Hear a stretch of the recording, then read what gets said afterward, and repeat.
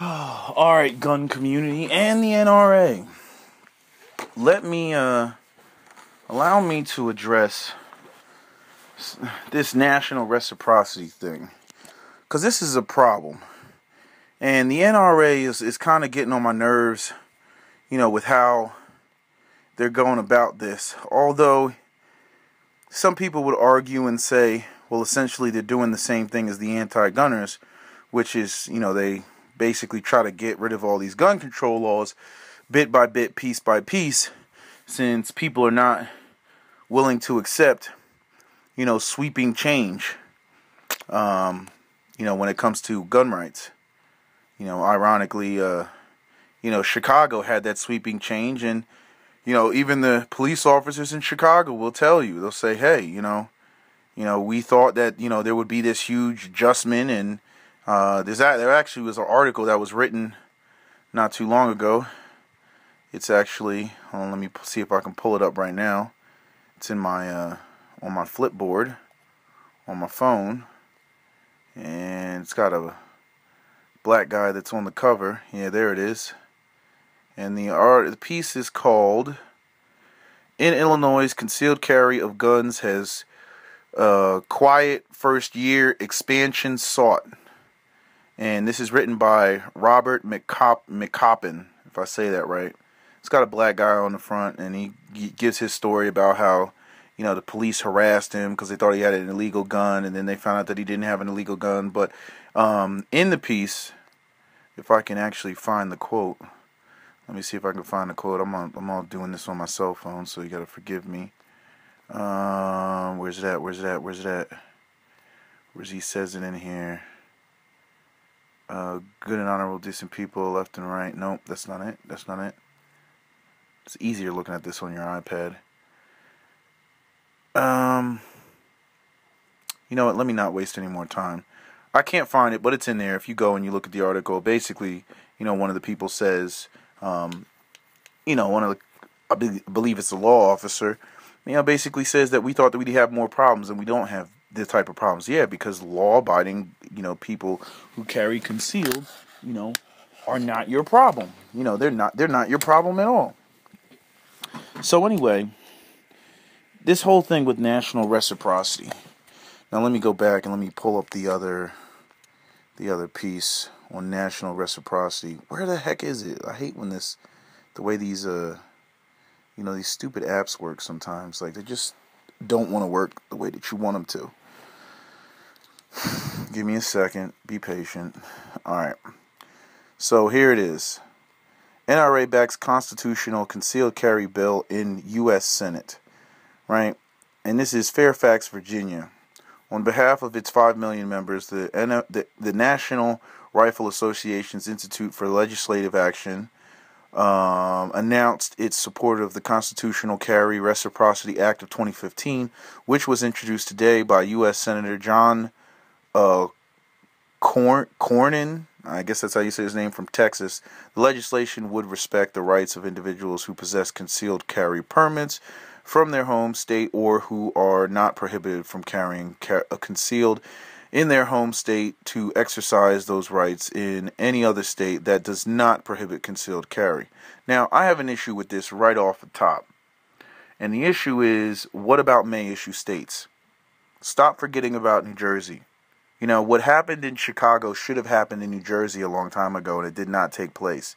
And essentially, and I called it out before, I said what D.C. is going to do is D.C. is going to try to do the same thing that New York and New Jersey does. Now, New York, to be quite honest, is slightly better than New Jersey, because in New York, not in the city of New York, but in the rest of New York State, people can actually carry concealed. Right? That's one of those urban versus rural type of situations, right?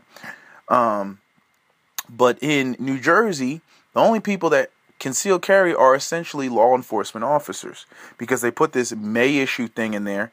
And it's not just the may issue. It's not just the idea or concept of may issue, which isn't a concept that I fully disagree with. The issue is the practice of may issue, where may issue simply becomes a barrier from people to exercise their Second Amendment rights. And it's done by adding the clause, good cause in order to carry, or justifiable need in order to carry, which was smacked down in California in the, it was either the Ninth or the Third Circuit Ward. I think it was the Ninth Circuit Ward. But in the Third Circuit Ward in Philadelphia, it was smacked down when it was challenged. The whole issue of concealed carry, and it was argued that it was, for public safety, that states, are able to, have these restrictive, regulations. And I'm saying it's crazy, because when you compare, let's say, Pennsylvania to New Jersey, Pennsylvania, is a much freer state in terms of firearms. I mean, that's literally just across the bridge. Literally just across the bridge. There's nothing that's regulating any flow of traffic across the bridge. But if you live in Pennsylvania, you can have an AR-15, no problem, no magazine restrictions, 30-round magazines. No, you don't need to have a muzzle brake. You can just have an A2 flash hider. You can have a collapsible stock. You can have a semi-automatic shotgun with a pistol grip. You can have an AK-47. You can have, basically the typical, small arms that, people who are into firearms and into the Second Amendment have. AK-47, AR-15, and, a handgun or two. That's pretty much, the dream of most people to have. And you could throw in a shotgun in there if you want, but for some reason, regardless of how much more devastating a shotgun is in close quarters than an AR-15, which actually has to be aimed a lot more precisely. Everybody wants to ban, the AR-15, but people are not, thinking about, how much more devastating a shotgun is. I mean, could you imagine a shotgun being used in Sandy Hook, a pump-action shotgun being used in Sandy Hook? There wouldn't be anything left.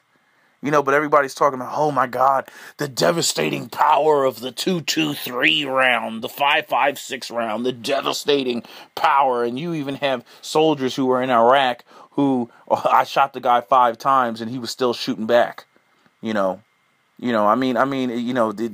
without stopping power. This is why they're looking to go to different rounds, like 300 blackout and the 7.62 and the 308 rounds and the 6.8 SPC round and the 6.5 Grendel. This is why they're trying to go to all these other rounds, because the 2.23 5.56 round is not as effective of a round as people make it out to be. Or the anti-gunners make it out to be, but they're more concerned about the actual firearm itself than the projectile that it actually shoots out, which is the same thing as essentially a 22 caliber rifle with just a little bit more push power behind it, more velocity, but a shotgun is devastating in close quarters, But my issue with this whole national reciprocity thing is that the NRA and the people who back national reciprocity, they want to ignore states like New Jersey. They want to completely ignore, this whole may issue, good cause, justifiable need. Because I'm going to tell you, here, I'll continue reading and I'm going to tell you why this won't work. Okay? At least not in the state of New Jersey. Now, it may be effective for the rest of the states across the United States, but I'm saying, if you look at a map right now, the whole middle of the United States, all the red states are essentially have, pretty much carry concealed, right? Like if you have a permit for Utah and Florida, you can pretty much, the whole country is yours, and if you have, permit from like the state of Kentucky or Texas, essentially the whole country is yours except for the Northeast and California. That's pretty much the only places that you can't go into, okay, with your gun. So these liberal strongholds are basically the only areas where, people can't go with their firearms. And these are like major, Los Angeles, New York, these are major metropolitan places that, even people in the middle of the country or at one time or another are going to have to end up going to. Okay. And what the NRA is doing is it's ignoring how this is actually going to apply by trying to use language and wording that that doesn't invoke a strong response. Like, oh, no, you can still have and keep your laws. You can still have and keep your laws. We just want it so that it's like a driver's license where everybody can go wherever they want to. Well, how is that going to work in a state like New Jersey? How would that work? Or like Maryland, where you have these, type of, I'm not so sure about Maryland, but these justifiable need in order to carry, conceal, type of, statutes.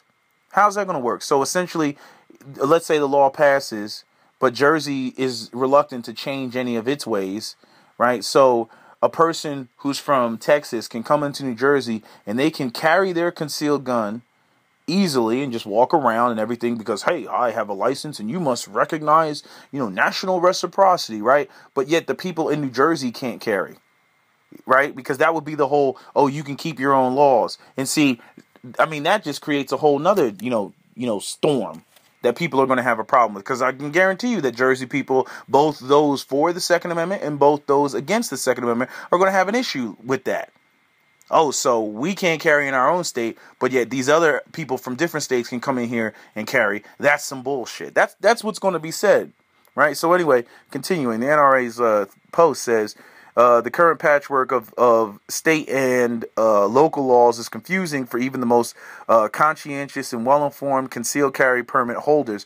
This confusion often leads to law-abiding gun owners running afoul of the law when they exercise their right to self-protection while traveling or temporarily living away from home, said Chris W. Cox, Executive Director of the NRA-ILA. Senator Cornyn's, I guess that's how you say it, legislation provides a much-needed solution to a real problem for law-abiding gun owners.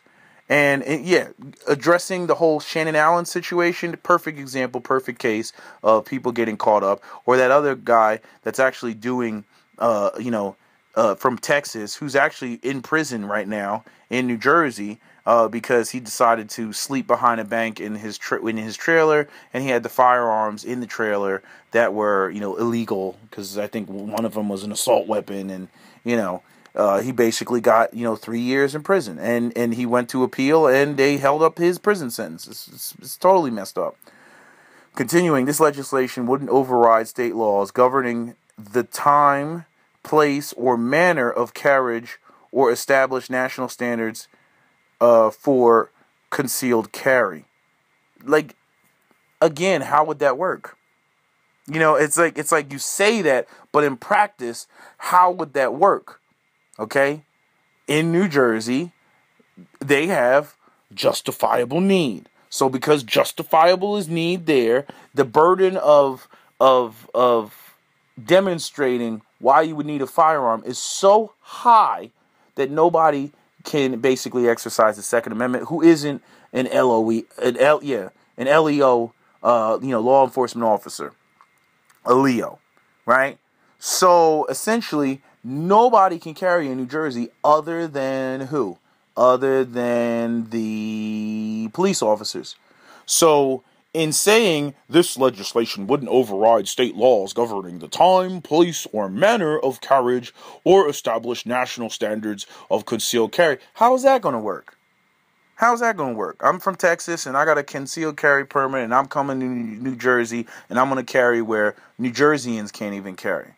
That's not going to go over well. Individual state gun laws would still be respected. Well, in New Jersey, again, may issue, again, justifiable need.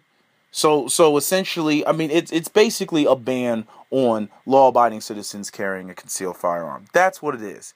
And it's on the books in such a manner that, unlike Chicago, that had an outright ban, and it was made unconstitutional, like, they couldn't get around it. Like, they had to institute and have people out there with permits, which is what's so ironic to me, because I'm trying to understand how come Chicago was forced to basically, make people make access so that people cannot be denied. If you can have a gun and you can carry it outside the home, bam, you can have a gun and you can carry it outside the home. But then DC is able to get away with what DC is doing right now, which is essentially the same laws as what New Jersey has, which is, we're a state that allows concealed carry. Only for law enforcement officers and retired police. And if you have a justifiable need where the burden of proving that you are justified in carrying a concealed firearms permit is so high that you have to be raped first in order to justify it. Like you actually have to be, attacked or you have to have a stalker or you have to have a violent crime committed against you, where the likelihood of death is very high. But if you survive, then you can justify it. But you may still not even get it. Even if it was that was just a one-time attack. It's over with and that's it. But I'm just saying, the way that they're wording it, I'm telling you, Jersey's going to stand up and Jersey's going to be in there talking about, we don't want this and the safety of New Jerseyans. Oh, it's coming. Oh, it's so coming. Concealed carry reciprocity would simply ensure that states honor permits issued by other states, just as they do with driver's licenses. Importantly, if under federal law a person is prohibited from carrying a firearm, they will continue to be prohibited from doing so under this bill. Okay, granted, we understand that, but check out what it says. Concealed carry reciprocity would simply ensure that states honor permits issued by other states. Well, Jersey has a permit system, but it's not accessible to the vast majority of New Jerseyans. But yet, if Jersey is forced to honor concealed carry from other states, then that means you have people from other states coming into New Jersey with exercising a right that New Jerseyans don't even have the ability to exercise. See, this is this is why justifiable need, may issue, and all that. This is why it's a problem. This is why if the NRA wants to do this, well, you got to fix all this stuff over here. I grow tired of how New Jersey has essentially been ignored when it comes to concealed carry. It's been completely ignored. It's like, yes, we got Chicago. Now DC's, had New Jersey's been addressed and had this whole May issue, justifiable need, good cause, like they had out in San Diego, had all this been addressed, then DC wouldn't even be able to do what DC is doing right now. But it wasn't addressed. And so now they're like, okay, we're going to move forward with national reciprocity. And I'm like, and you're going to run into a brick wall when you run into D.C. and you're going to run into a brick wall when you run into New Jersey. That's what you're going to run into a brick wall with. They think they're going to get around it. I'm like, okay, keep thinking that. Our fundamental right to self-defense does not stop at the state's borders. Law-abiding citizens should be able to exercise this right while traveling across state lines. Continued Cox. This is an extremely important issue to our members, and we thank Senator Cornyn for leading the fight to protect our right to self-defense. Concluded. Yeah, I agree with all of that, but again, they're going to run into a brick wall. And, there's going to be people who are going to say, states' rights, just as, was said, when they tried to integrate the schools, states' rights. Despite the fact that most states are going in this direction, we don't care, states' rights. It's funny how all of a sudden it's states' rights when states don't want to do or states don't want to conform to what, the rest of the United States is on. Whether good or evil, right or wrong, or whatever. When they don't want to do it, it's states' rights. It's just the hypocrisy of the whole states' rights thing. It's on one hand, you got people that want to argue, it's one country, it's all the same, we're all American, America, right? All that stuff. And then on the other hand, you got people that, this is Texas, this is New York, this is Kansas, this is Florida, it's like, it's like you're divided, but then you you don't want to be divided, and anything happens, against national security, we're all one nation. But then when it comes to internal stuff, it's different states. It's the United States of America. It's not just America, So, that's just going to create a whole bunch of problems. It's created problems in the past when dealing with other issues, and it's going to create problems with this whole concealed carry thing. I do believe that it should be, like a license. And, you're going through the same process. In New Jersey, you got to go through 3 background checks. 3. Only 1 is necessary, but you got to go through 3. You got to go through your state municipality. You got to go through your not your state, your local municipality, which means the police station of your township. Then you have to go through the state troopers. Then you have to go through the next background check, which is the only one that matters, which is a federal background check, on top of having to go through a mental background check. And every time you want a new handgun, you have to go in the police station and do the process all over again. 1, 2, 3, eeny, miny, mo, right up the row. You got to do it all over again every time you want a new handgun. Every single time. You bought a 9mm for defense of your home, and then you want to go back and you want to get a 22 so that you can practice up. Well, guess what? You got to go through the whole process again, like it's the first time you're applying, for, a permit. Just imagine every time you want to buy a handgun, you have to go through the process of what you had to go through to get the concealed carry permit that you have right now. Imagine going through, you got to go and you got to, obviously you don't have to sit through any sort of meeting and everything, but I'm saying what they've done is they essentially make the process so what's the word? There's a word and I can't think of what the word is, but they make the process so arduous. There's the word. That it prevents people from going and doing it, and then what time can I come in? 10 to 4, knowing damn well most people work 9 to 5.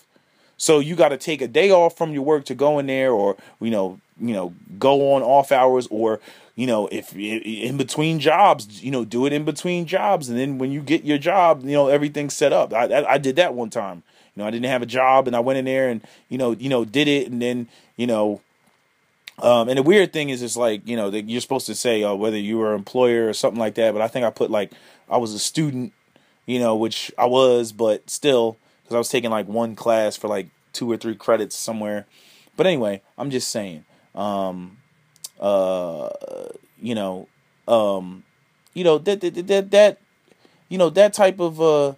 type of situation. It's got to be addressed. Nobody wants to address it. They want to sweep it underneath the rug like it's going to go away. I'm like, the biggest issues to national reciprocity are may issue states and justifiable need and good cause, which are essentially the same thing. All it is this extra burden of proof as to why you should be allowed to carry a gun. And pretty much all the places that say you have to have a justifiable need have basically thrown out the concept of for self-defense being a valid reason. Even living in a high crime area, not a good enough reason. That's not justifiable need. Self-defense is not a justifiable need. You have to have a stalker, or there has to be an active rapist running around, that said that they plan on raping you in order for you to be able to carry concealed in a state like New Jersey. And I'm saying it's so stupid. You got these, Moms Against Guns organization. It's so stupid. You got them, because those will be the same women that'll be in, some rally talking about take back the night. Talking about some anti-rape, march or something like that. Or they'll be the same ones that want each mayor of every township to sign an additional addition to the Violence Against Women Act and everything. But anyway, let me not even get into, my issue with women's hypocrisy, but I digress. Anyway, that's all I got to say. That's my video. New Jersey gun laws out.